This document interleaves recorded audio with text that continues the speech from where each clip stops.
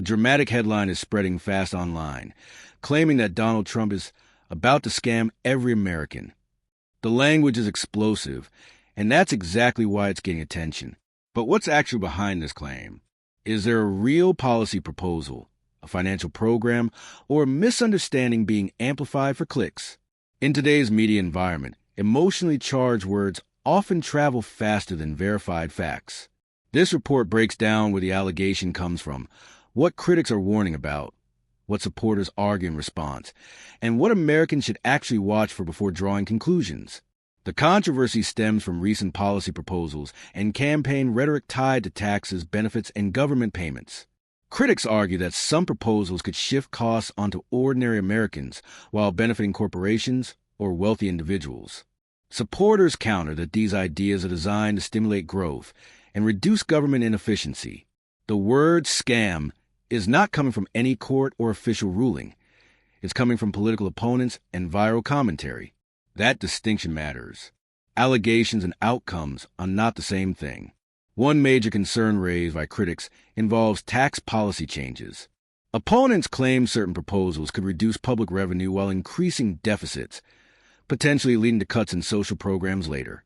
They argue that while changes may look beneficial up front, the long-term cost could fall on middle and working-class Americans. This is not a new debate. It mirrors arguments seen during previous tax reform discussions across multiple administrations. Another flashpoint involves talk of new checks, savings accounts, or financial incentives. Some commentators warn that these ideas could be misinterpreted by the public as guaranteed cash, when in reality they may be conditional, delayed, or limited. The fear is that Americans can make financial decisions based on expectations that never materialize. This is where misinformation becomes dangerous, not because of intent, but because of misunderstanding. Supporters of Trump strongly reject the scam narrative. They argue that past economic policies lowered taxes, increased take-home pay, and boosted employment before external shocks hit the economy. From their perspective, proposals are about restructuring, not deceiving the system. They point out that every major policy must pass Congress and cannot secretly take money from citizens without public scrutiny. It's also important to understand how government policy actually works. No president, current or former, can unilaterally scam Americans through checks, taxes, or benefits. Laws require congressional approval, budget scoring, public debate, and agency implementation. That process is slow, transparent, and heavily scrutinized. Dramatic headlines often ignore these safeguards. The real risk for Americans may not be policy itself, but confusion. Viral claims can create panic, fear, or false expectations. Some people may rush into financial decisions, stop saving, or fall for scams pretending to be linked to political programs.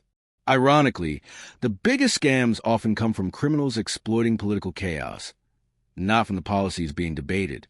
Financial scams frequently spike during election seasons. Fraudsters use headlines like Trump checks, Biden payments, or government refunds to trick people into giving up personal information. This makes critical thinking more important than ever. Real government programs never require upfront fees or personal data through social media or text messages. Media literacy plays a key role here. Words like bombshell, expose, and scam are designed to provoke emotional reactions. They don't automatically mean wrongdoing has occurred. Separating opinion, speculation, and verified facts helps protect both finances and peace of mind. For everyday Americans, the smartest response is caution, not panic. No taxes, benefits, or payments change overnight due to campaign statements. Real changes come with official notices, timelines, and legal documentation. Anything else is noise.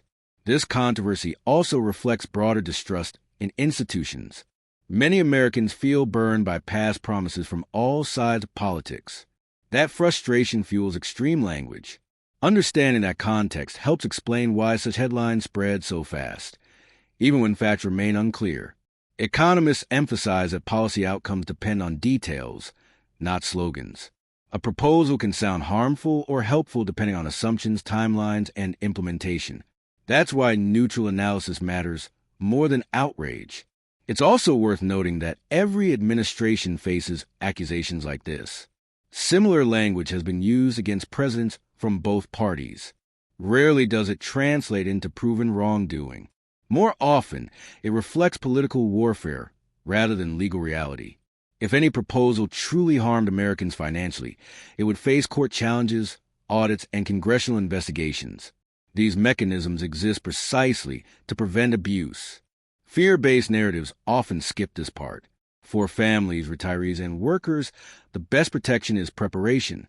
Keep finances stable, verify information, and avoid reacting to viral claims. Stability beats speculation every time. As debates continue, clarity will replace chaos. Real policies bring real documents, not just headlines. Until then, skepticism should apply to all sides, not just one. The question isn't whether someone is about to scam every American. The real question is, what is actually being proposed, who benefits, who pays, and what safeguards exist? In summary, the Bombshell headline reflects fear, distrust, and political tension, not a proven act. Americans should stay informed, calm, and focus on verified facts. In a noisy media landscape, understanding beats outrage every time.